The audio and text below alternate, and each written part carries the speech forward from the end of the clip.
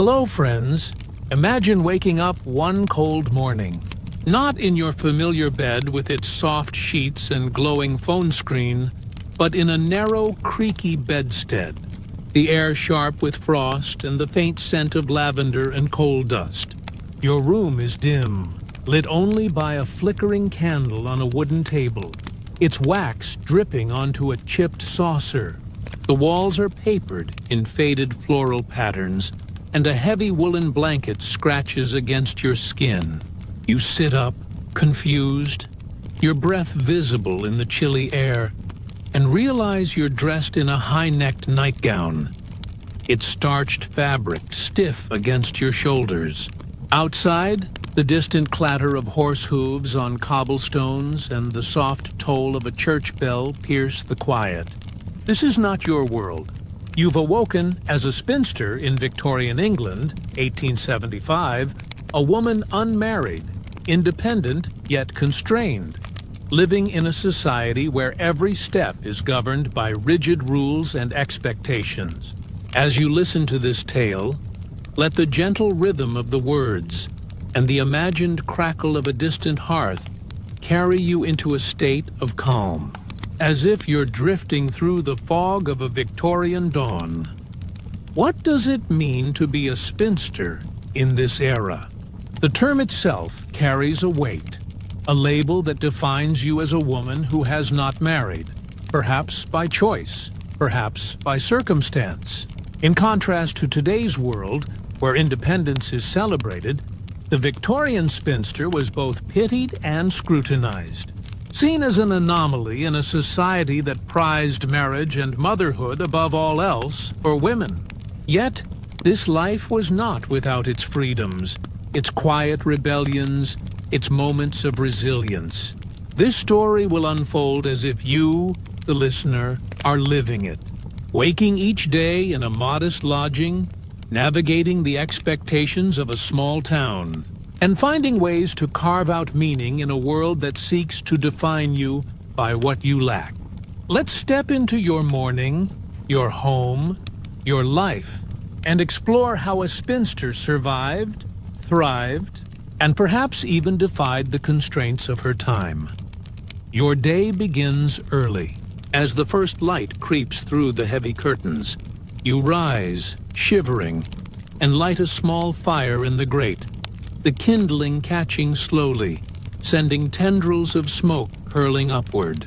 Your room is modest, a rented space in a respectable boarding house in a market town, perhaps in Yorkshire or Kent. The furniture is simple, a washstand with a chipped basin, a wardrobe with a single mirror, and a writing desk cluttered with letters and a worn Bible. Your possessions are few. A few dresses, a shawl, a silver hairpin inherited from your mother. But each holds meaning, a tether to your past. You splash cold water on your face, the shock grounding you in this unfamiliar reality, and dress in a plain woolen gown, its dark color practical for hiding coal smudges or mud from the unpaved streets. As you pin up your hair, you glance at the mirror and notice the face staring back, perhaps your own, yet altered by the weight of this new identity. You're in your late 20s or 30s, an age where society whispers you've missed your chance at marriage. But why are you a spinster? Perhaps you refused a suitor who offered security but not love. Or perhaps your family's modest means left you without a dowry. Maybe you chose this path, valuing independence over the uncertainties of a husband's authority. In contrast to the modern world, where marriage is a choice among many, Victorian women faced immense pressure to wed, often by their early 20s. A spinster's life was one of delicate balance, maintaining respectability while asserting autonomy in a world that distrusted both. You step downstairs to the boarding house's parlor, where a meager breakfast awaits, a slice of bread, a boiled egg, and weak tea. The landlady, Mrs. Hawthorne, a stern widow with a penchant for gossip, eyes you cautiously. She approves of your quiet demeanor but wonders why a woman of your age remains unwed. You've learned to deflect such questions with a polite smile, a skill honed over years of navigating society's curiosity. Your status grants you a peculiar freedom. Unlike married women, bound by household duties, or young debutantes, paraded at balls, you answer to no husband or father. Yet, this freedom comes with constraints. Your income, perhaps from a small inheritance or teaching, must stretch to cover rent, food, and the occasional new ribbon to maintain appearances.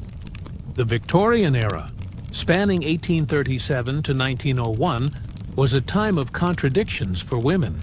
Industrialization brought wealth and progress, but social norms lagged behind.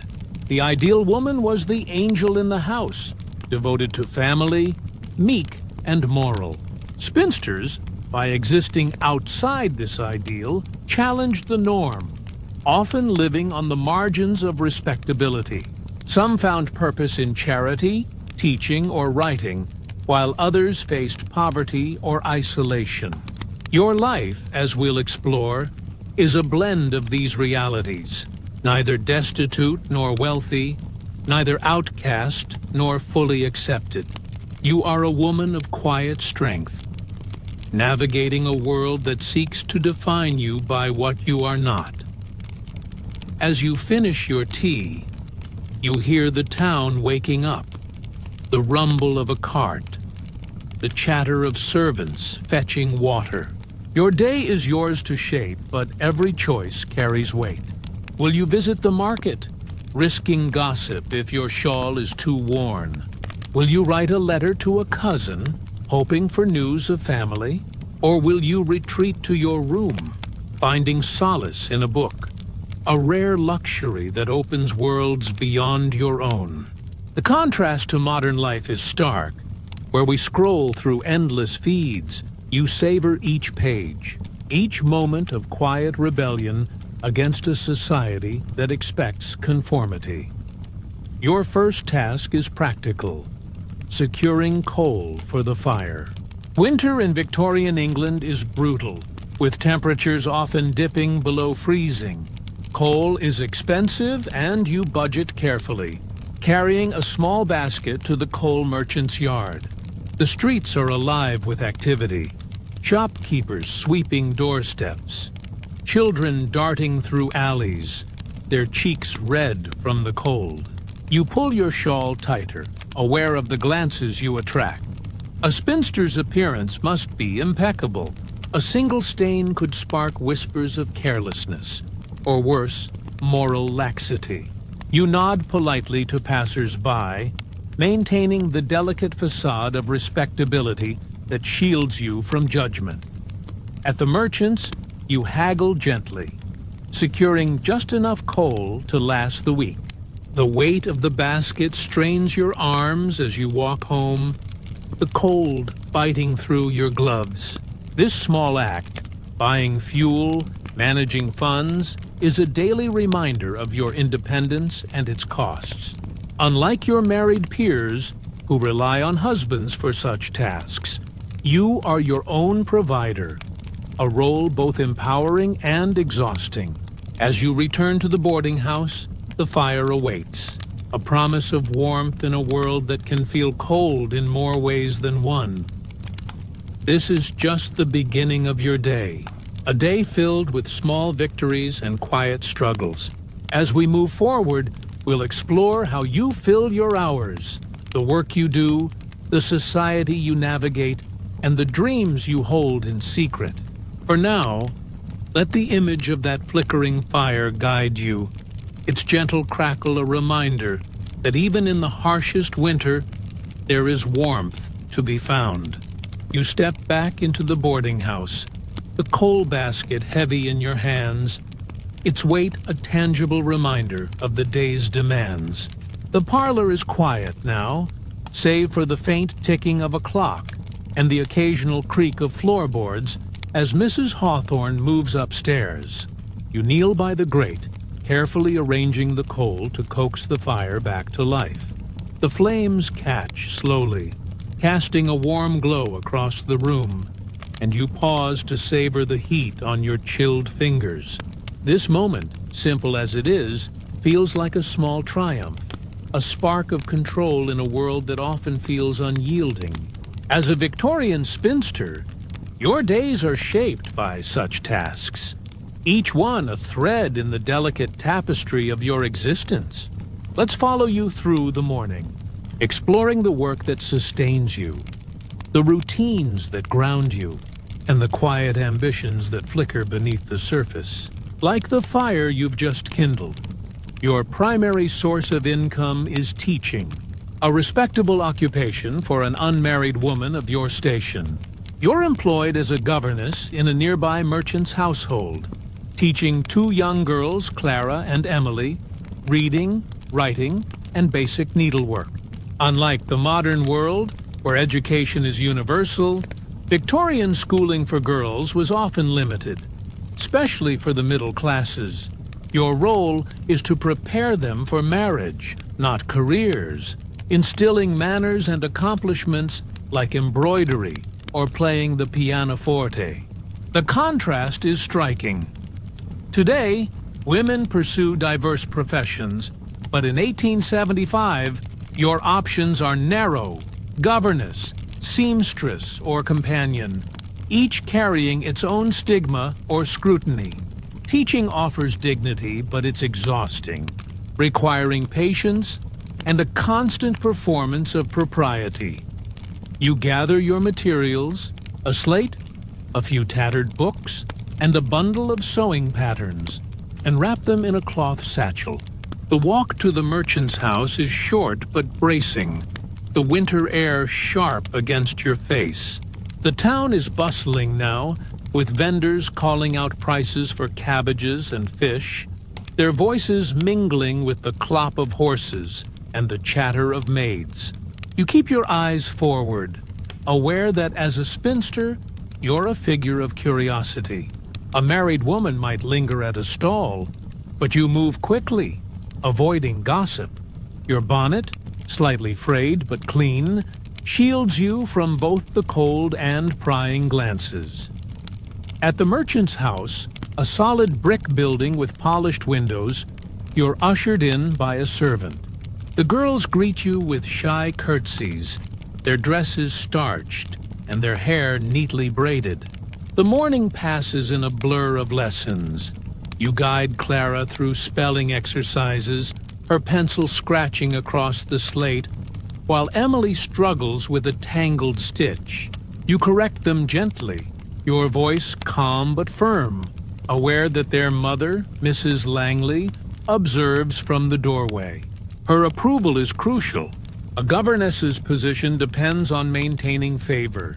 Unlike modern workplaces, where feedback might be formal, here it's unspoken, conveyed in a nod or a frown.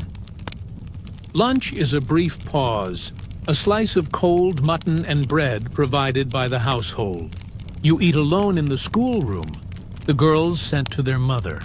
The solitude is familiar, a moment to gather your thoughts.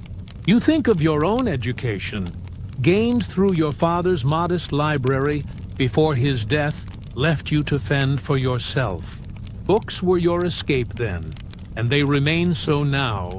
Novels by Jane Austen or the Brontes, borrowed from a circulating library, offer glimpses of lives bolder than your own. This love of reading sets you apart, a quiet rebellion against the expectation that a woman's mind should be occupied only with domesticity.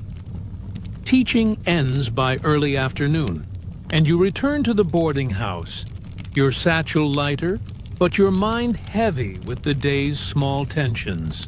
The pay, a few shillings a week, covers your rent and necessities, but there's little left for luxuries. You contrast this with the lives of your pupil's mother, who manages a household with servants, or the young women you see at church, flirting with suitors at Sunday services. Their paths, marriage, motherhood, are closed to you, not entirely by choice, but by circumstance. Yet, There's a freedom in this, a space to define yourself beyond the roles society prescribes. Back in your room, you light a single candle to save on tallow and sit at your desk to write a letter. Correspondence is a lifeline, connecting you to a distant cousin in London or a friend who married and moved away. Your pen scratches across cheap paper, the ink smudging slightly as you describe the weather, the girl's progress, and a new novel you've read. These letters are more than news. They're a way to assert your existence, to remind the world you're here, even if it often overlooks you. In contrast to today's instant messages, each letter is a labor, sealed with wax and carried by post, sometimes taking weeks to arrive. As the afternoon fades, you turn to needlework, mending a tear in your shawl. This task, like so many, is both necessity and ritual. The needle moves rhythmically, the thread pulling tight, and your mind wanders to the future. What does it hold for a spinster like you? Some women in your position turn to charity, visiting the poor with baskets of bread, earning respect through good works. Others write, publishing anonymously in magazines, their words a secret defiance. You've considered both, though the path is unclear. The contrast to modern aspirations, careers, travel, independence is stark. Yet there's a quiet power in choosing your own way, however small the steps. The evening brings a communal moment. You join the other boarders, two elderly widows and a young clerk, in the parlor for supper. The meal is simple: potato soup, bread, and a sliver of cheese, shared around a table lit by a single lamp. Conversation is polite but guarded. You avoid personal topics, focusing on the weather or the sermon at church. Mrs. Hawthorne presides, her sharp eyes missing nothing. You contribute just enough to seem sociable, aware that silence could be misread as aloofness. This delicate dance of manners is a daily performance, one you've mastered to survive. As supper ends, you return to your room, the fire now a low glow. You wrap yourself in a shawl and open a book. The pages a refuge from the day's demands. The words blur as your eyes grow heavy, the candle burning low. Outside, the town settles into silence, save for the occasional bark of a dog or the distant toll of a bell. This is your life as a spinster, constrained yet resilient, ordinary yet extraordinary in its quiet defiance. As we move forward, we'll explore how you navigate society's expectations, the friendships you forge, and the dreams you hold in secret, all while the winter deepens around you. As the candle gutters low in your room, casting long shadows across the walls, you set aside your book and prepare for bed. The process is methodical, a ritual that signals the end of another day in this Victorian world. You unpin your hair, letting it fall in loose waves, and brush it with a worn ivory comb, the strokes rhythmic and soothing. The nightgown, starched and modest, slips over your head, its fabric cool against your skin. You blow out the candle, plunging the room into darkness broken only by the faint glow of embers in the grate.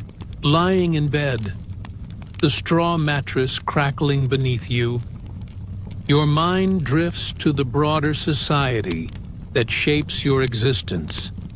The expectations, the judgments, the subtle ways you navigate them. This is the heart of a spinster's life, a constant negotiation with a world that views you through a lens of pity or suspicion. As we delve deeper, we'll explore the social gatherings you attend, the friendships you cultivate, and the unspoken rules that govern every interaction, all while the night deepens around you. Sunday mornings bring a shift in routine, a day dedicated to church and community. You rise early, Dressing in your best gown, a deep blue wool with a modest collar, its hem carefully mended. The walk to the parish church is invigorating, the air crisp with the scent of wood smoke and damp earth. Bells peal across the town, calling the faithful, and you join the stream of worshippers, families in their Sunday finery, servants trailing behind. Inside the church, the pews are hard and cold, the air heavy with incense and the murmur of prayers. You sit in the back, as befits your status, your head bowed in quiet reflection. The sermon, delivered by the vicar in a booming voice, speaks of duty, morality, and the virtues of family life. A message that stings, reminding you of your place outside the norm. Church is more than worship. It's a social hub, where alliances are forged and gossip exchanged. After the service, in the churchyard, you exchange pleasantries with acquaintances.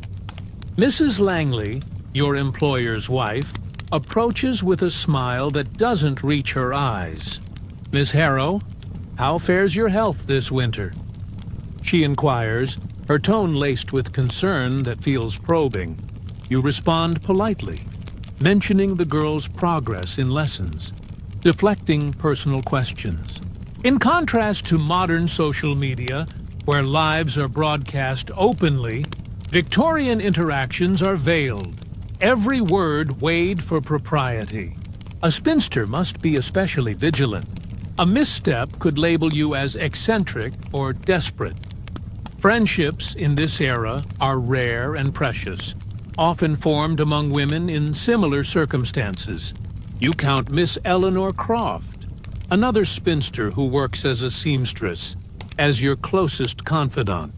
You meet her occasionally for tea in a quiet shop, away from prying ears. Over steaming cups and plain biscuits, you share stories, her tales of demanding clients, your anecdotes about the girl's mischief. These moments offer respite, a space to voice frustrations without judgment. "Society expects us to fade away," Eleanor once whispered, her eyes fierce. "But we persist, don't we?"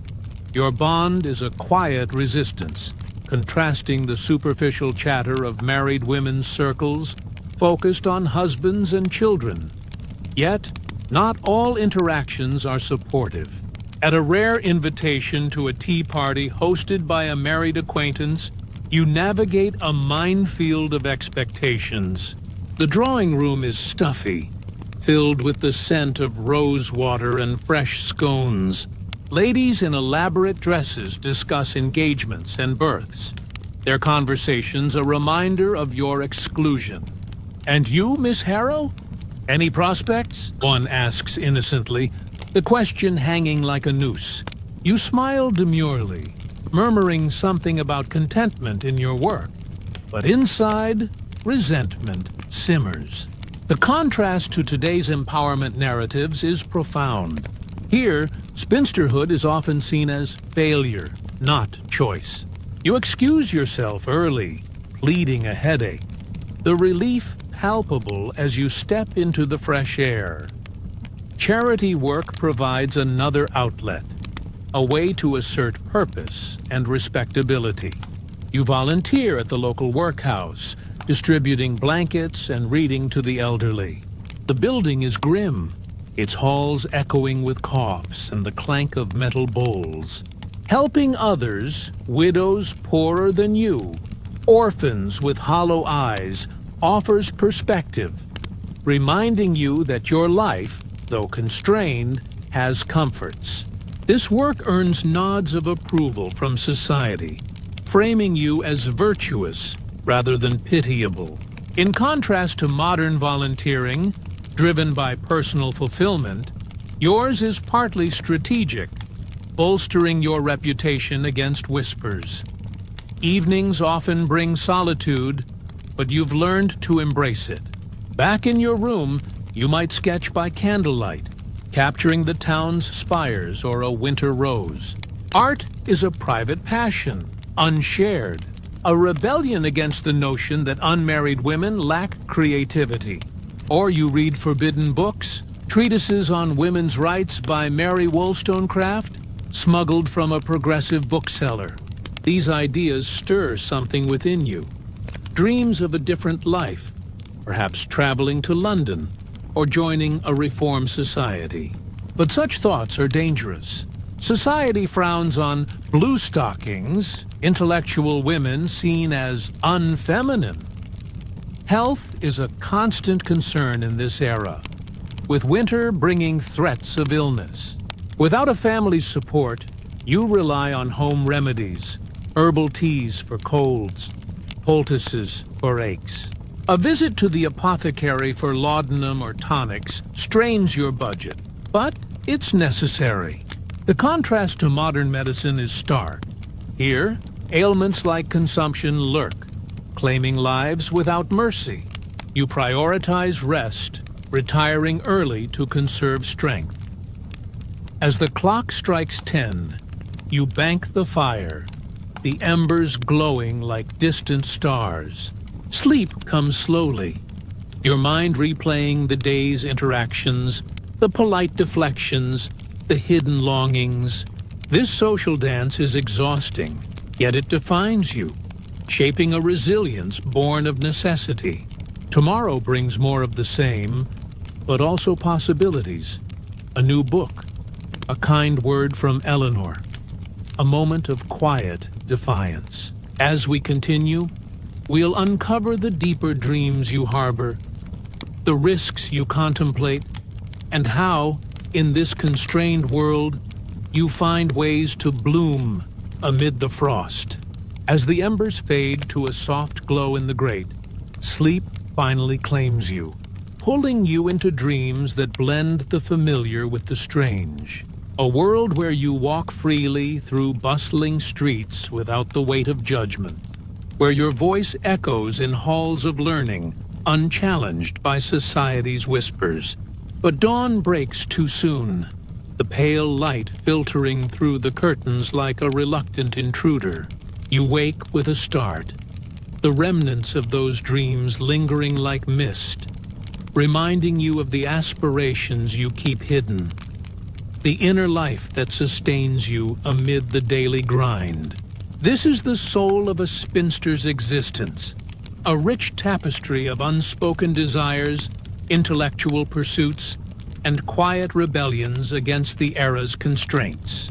As we venture further, we'll uncover the books that feed your mind, the causes that stir your heart, and the personal reflections that define your path, all while the winter winds howl outside, a symphony to your solitary thoughts.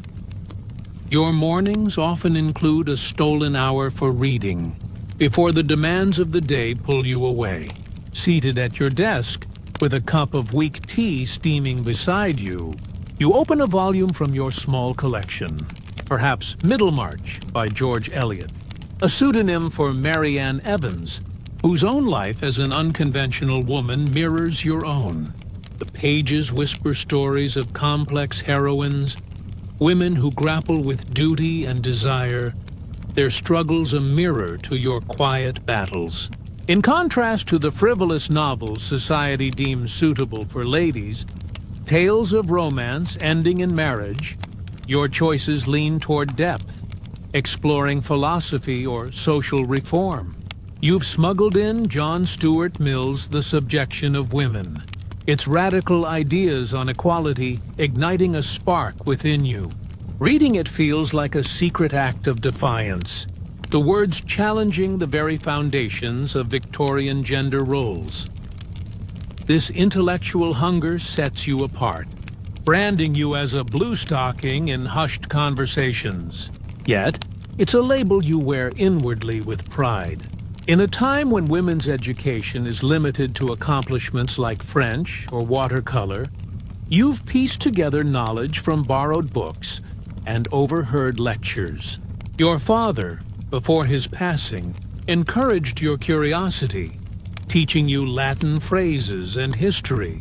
Now, alone, you continue that legacy, jotting notes in a hidden journal, thoughts on women's suffrage, the plight of the poor, the absurdity of laws that treat married women as property. These writings are your sanctuary, a contrast to the public facade of demure acceptance you maintain. Midday brings a visit to the circulating library, a modest building tucked on a side street, its shelves groaning with volumes.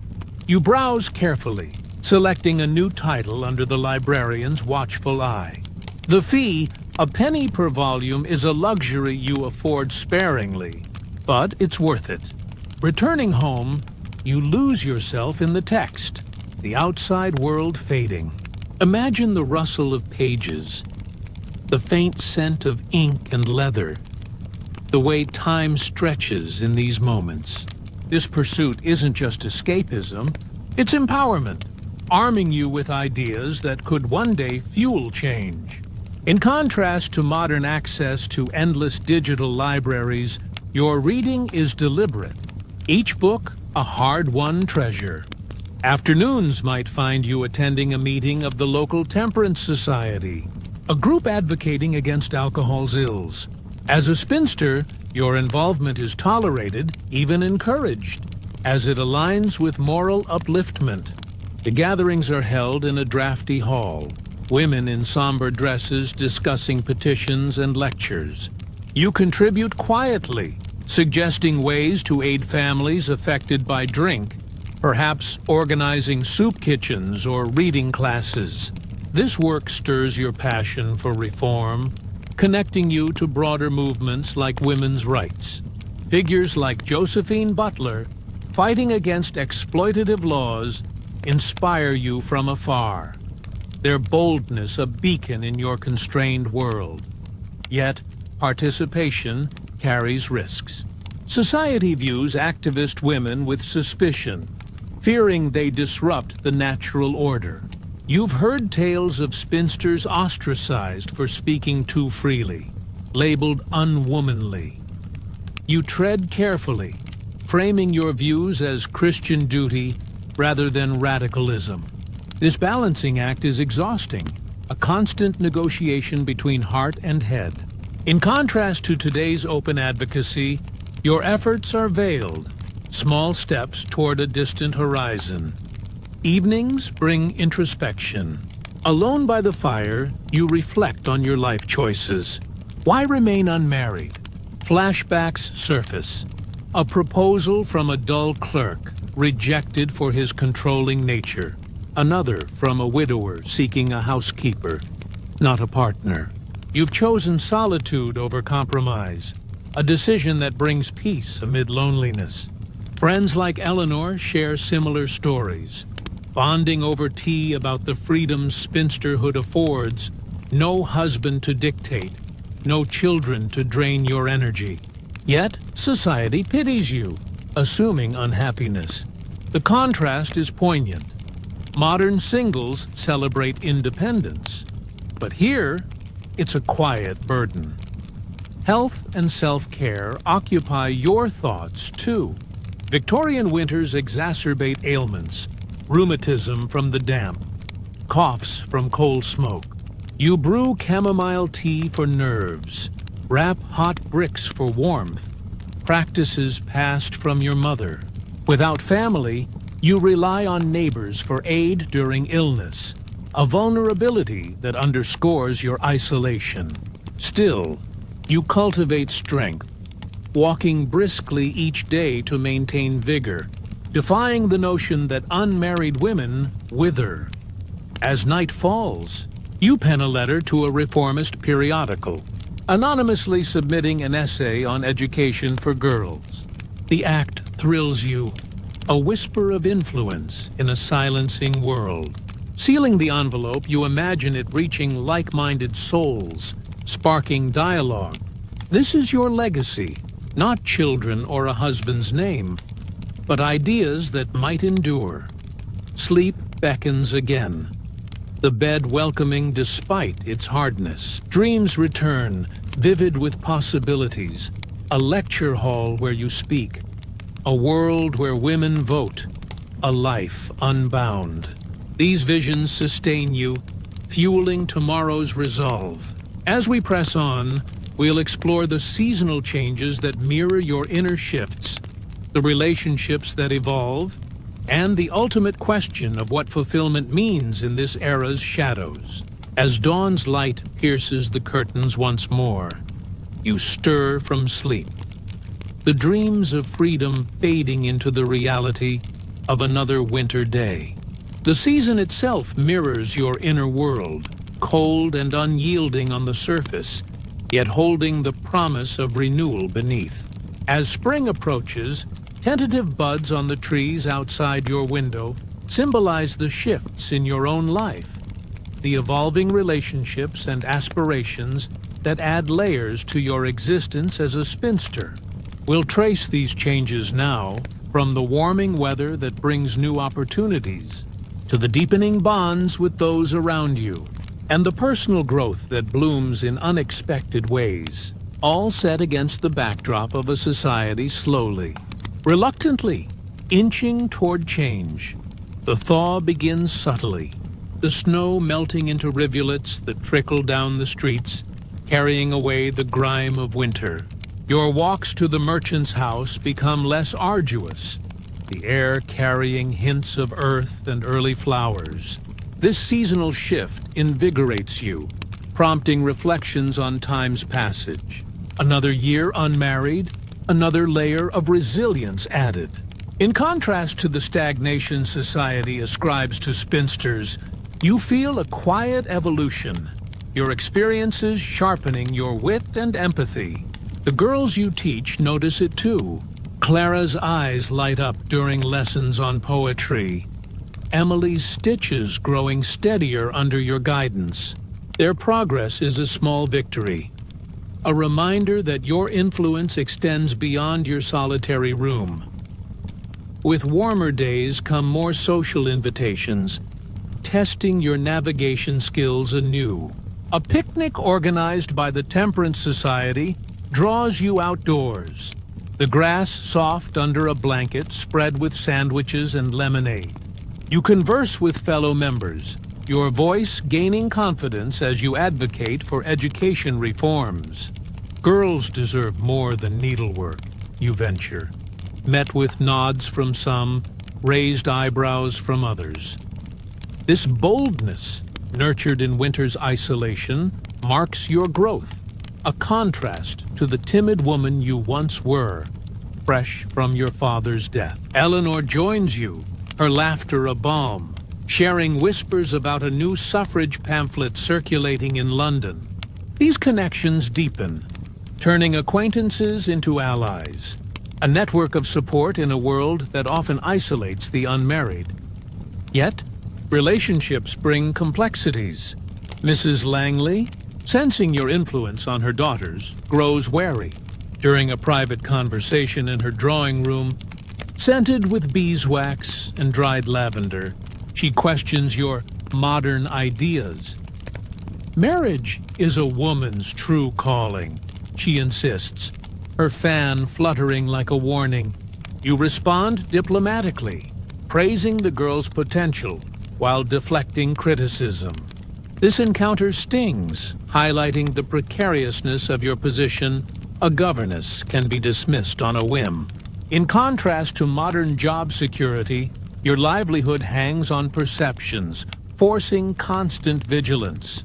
Still, it fuels your resolve, pushing you to seek additional income through writing anonymous articles for a ladies' magazine. Small pieces on household management infused with subtle calls for independence. Afternoons now include strolls in the town park, where crocuses poke through the soil, their purple blooms a promise of color after gray months. You observe couples courting on benches, their chaperoned whispers a reminder of paths not taken. Loneliness creeps in sometimes, a shadow amid the sunlight, but you've learned to counter it with purpose. Volunteering expands. You organize a reading circle for workhouse women, teaching basic literacy in a sunlit room. Their gratitude Rough hands clasping yours, eyes widening at simple words, affirms your value. This work contrasts the era's charity, often paternalistic, with your empathetic approach, seeing these women as equals in struggle. Evenings shift too, with longer daylight allowing for garden visits.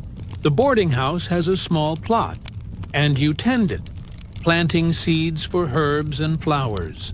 Kneeling in the soil, hands dirty but heart light, you find solace in growth, literal and metaphorical. Eleanor visits often, bringing cuttings from her own garden. Your conversations turning to dreams. What if we traveled to the seaside? She muses, her eyes distant. You entertain the idea, saving pennies for a train ticket, a small adventure that defies expectations. In contrast to married women's tethered lives, your mobility, though limited, offers glimpses of freedom. Health improves with the season.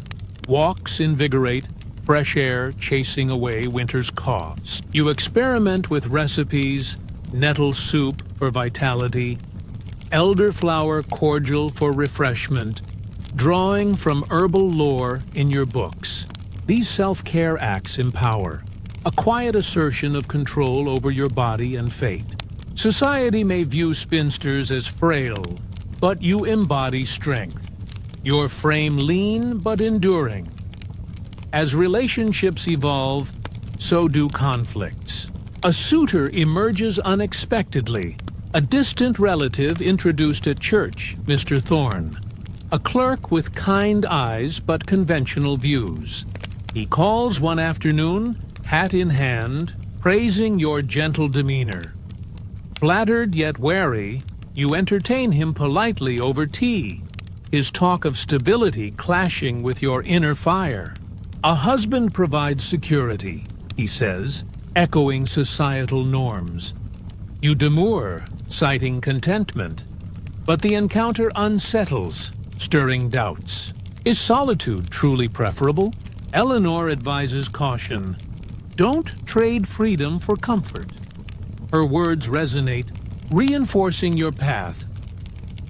This period of flux culminates in a decision, submitting a bolder essay to the magazine, arguing for women's education rights. Mailed anonymously, it carries risks. If traced, it could cost your position, but the thrill outweighs fear.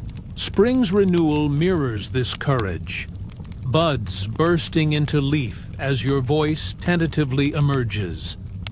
Nights now end with open windows, fresh air mingling with candle smoke.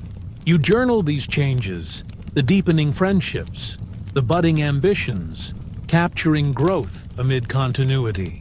Sleep comes easier, dreams vivid with possibilities. Lecturing in halls, marching for votes, a life redefined. As we near the end, we'll contemplate fulfillment's true measure, the legacy you build, and how, in this Victorian world, you forge a path of quiet revolution. As spring's gentle warmth gives way to the fuller bloom of summer, you feel a profound shift within. A culmination of the quiet transformations that have defined your year as a Victorian spinster. The garden outside your window bursts with color, roses unfurling petals, bees humming lazily, mirroring the unfolding of your own potential in a society that once seemed intent on keeping it contained. This season brings clarity, a time to reflect on what fulfillment truly means when measured not by marital status or societal approval, but by the depth of your inner world and the impact you quietly wield.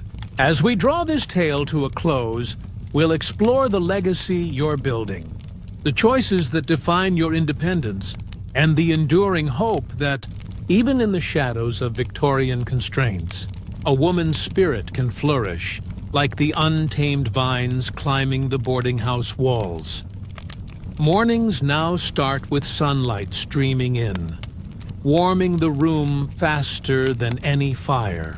You rise with purpose, your journal open on the desk, chronicling not just daily events but profound insights gleaned from your readings and reforms. The essay you submitted months ago has been published anonymously in the magazine, a small triumph that arrives via post. The editor's note praising its thoughtful advocacy. This success, though hidden, affirms your voice matters, contrasting the era's dismissal of spinster contributions as mere hobbies. Emboldened, you pen more, focusing on education's role in women's empowerment, drawing from real movements like those led by Josephine Butler against exploitative laws. Your words join a growing chorus, part of the woman movement that seeks voting rights and property ownership for all women. Not just the unmarried, work evolves too. The girls' lessons incorporating subtle lessons on independence, reading stories of strong heroines like those in George Eliot's novels who defy expectations much like you. Clara confides her dream of becoming a teacher, echoing your path, and you encourage her quietly, aware Mrs. Langley might disapprove. This mentorship is your legacy, planting seeds in young minds that could blossom into greater freedoms. In contrast to the domestic angel ideal trapping married women, your role allows influence beyond the home, aligning with mid-century reforms, expanding opportunities for single women in teaching and charity.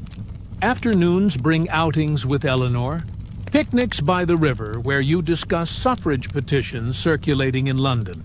One day we'll vote, she says, her optimism infectious. These bonds, forged in shared spinsterhood, provide emotional sustenance, countering the isolation often depicted in literature as madness or despair. You've both joined a local women's society, advocating for better workhouse conditions. Your efforts part of broader trade union movements that include spinsters seeking economic independence. Challenges persist, gossip about unwomanly activities. Financial strains, but they sharpen your resolve, transforming perceived limitations into strengths.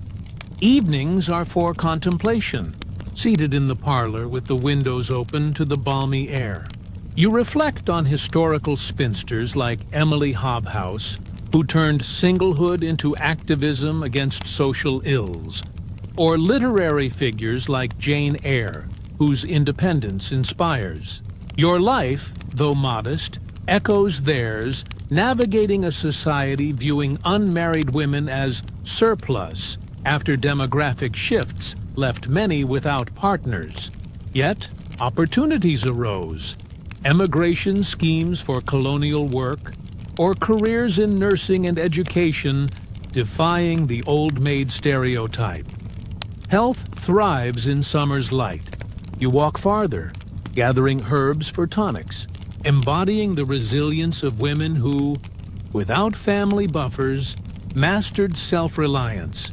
Mr. Thorne's courtship fades, his proposals unmet with enthusiasm as you prioritize autonomy over security, a choice increasingly viable with laws like the Married Women's Property Act inching toward reform. As the day ends, you retire with gratitude, the stars visible through the window. Fulfillment, you've learned, lies in purpose, teaching, writing, reforming, not in prescribed roles. Your legacy is subtle but profound, inspiring change in others, proving spinsters are not pitiable but pioneers. In this Victorian world, you've woken to a life of quiet power, a testament to enduring spirit. And so, as the sun sets on this imagined day, let the gentle narrative fade, carrying you back to your own time with a whisper of history's calm. Good night.